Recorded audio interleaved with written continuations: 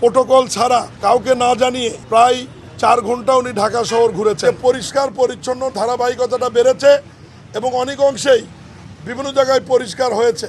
পুরো ঢাকা শহর বলবো না, ঢাকা শহরের গুরুত্বপূর্ণ জায়গাগুলি ময়লা আবর্জনা পরিষ্কার ঠিকমতো হয়েছে কিনা এবং কুরবানির বর্জ্য ঠিকমতো অপসারণ হয়েছে কিনা এবং কোথায় কি উন্নয়ন করার প্রয়োজন এবং কোথায় কি অবস্থা আছে এই বিষয়গুলো দেখার জন্য উনি নিজে গাড়ি চালিয়ে প্রোটোকল ছাড়া কাউকে না জানিয়ে প্রায় 4 ঘন্টা উনি ঢাকা শহর ঘুরেছেন এবং ঈদের পরের দিন যানজট কম থাকবার কারণে উনি সময়ও বেশি পেয়েছেন, ঘোরার সুযোগটাও বেশি হয়েছে এবং ওনার ময়লা পরিষ্কার আবর্জনার বিষয়টি দেখার সময় বেশি আবর্জনা যে দুটি জায়গায় ছিল এবং সেটি শুধু ঈদের আবর্জনা ছিল না, অনেক পূর্বের আবর্জনা ওনার নজরে আসায় আমরা তাৎক্ষণিক উত্তর এবং দক্ষিণ সিটি কর্পোরেশনের 2 আঞ্চলিক নির্বাহী কর্মকর্তাকে মাননীয় প্রধানমন্ত্রীর নির্দেশে সাময়িক বরখাস্ত করি এবং তাদের বিরুদ্ধে বিভাগীয় ব্যবস্থা নেওয়ার জন্য প্রক্রিয়াধীন রয়েছে।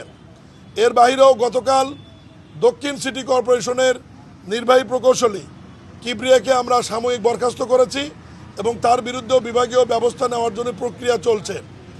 মাননীয় প্রধানমন্ত্রী 2 সিটি কর্পোরেশনকে ময়লা আবর্জনা অপসারণ, পানি নিষ্কাশনের স্থানগুলি পরিষ্কার এবং ডেঙ্গু মশার লার্ভা উৎপাদন হয় এই রকম জায়গাগুলোকে দ্রুত সময়ে পরিষ্কারের জন্যে 48 ঘন্টা সময় বেঁধে দিয়েছিল, যে সময়টি গতকাল শেষ হয়েছে এবং আজকে আমাদের মন্ত্রণালয়ের 20টি মনিটরিং টিম বিভিন্ন অঞ্চলে ঘুরছেন, তারা ঘুরে আমাদের কাছে একটা রিপোর্ট পেশ করবেন। মাননীয় প্রধানমন্ত্রীর ঢাকা শহরে ঘোরা এবং এই বিষয়গুলো দৃষ্টিতে আনার পরে সাধারণ নাগরিক আমি এবং আপনারা সবাই মনে করি যে পরিষ্কার পরিচ্ছন্ন ধারাবাহিকতাটা বেড়েছে এবং অনেক অংশেই বিভিন্ন জায়গায় পরিষ্কার হয়েছে। আজকে আমি গুলশান লেক, বনানী লেক এবং হাতিরঝিল লেক, যেটা রাজুকের অধীনস্থ, পরিষ্কার পরিচ্ছন্নতা কিভাবে হচ্ছে এটা সরজমিনে দেখার জন্য আজকে আমি এসেছি। পরিষ্কারের কাজ চলছে, তবে একটু সময় লাগবে। এই লেকগুলিতে সরাসরি সুইরেজ খালগুলি এই লেকের মধ্যে প্রবেশ করার কারণে প্রতিনিয়ত পরিষ্কার করার পরেও সুইরেজ লাইনের ময়লাগুলি এসে আবার নতুন করে আবর্জনা তৈরি হচ্ছে। ইতিমধ্যেই সিটি কর্পোরেশন, মন্ত্রণালয়, রাজুক, আন্তঃ মন্ত্রণালয়, মাননীয় প্রধানমন্ত্রীর নেতৃত্বে একটি মিটিংয়ের সিদ্ধান্ত হয়েছে যে ঢাকায় সোসাইটির ফ্ল্যাটগুলিতে কমপক্ষে আগামী 6 মাসের মধ্যে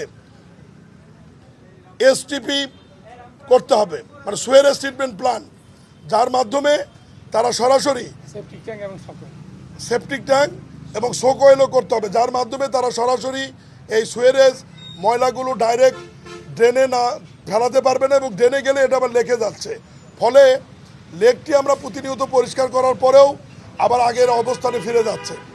আমি শুধু আপনাদের মাধ্যমে মাননীয় প্রধানমন্ত্রী জনাব তারেক রহমান 30শে মে মহান স্বাধীনতার ঘোষক শহীদ রাষ্ট্রপতি জিয়াউর রহমানের শাহাদত বার্ষিকীর 2-3টি কর্মসূচিতে ঢাকার নাগরিকবাসীর উদ্দেশ্যে উনি বলেছেন যে শুধুমাত্র সরকার, সিটি কর্পোরেশন, রাজুক দায়িত্ব পালন করলেই হবে না, এর পাশাপাশি নাগরিকদের সহযোগিতা উনি চেয়েছে। আমি ঠিক তারই ধারাবাহিকতায় আপনাদের মাধ্যমে ঢাকাবাসীকে অনুরোধ করব যে আপনারা আমাদেরকে সহযোগিতা করুন, যত্রতত্র ময়লা আবর্জনা না ফেলে নির্দিষ্ট যে ডাস্টবিন রয়েছে আমাদের দেওয়া, ডাস্টবিনে ময়লা ফেলুন এবং আমাদেরকে সহায়তা করুন।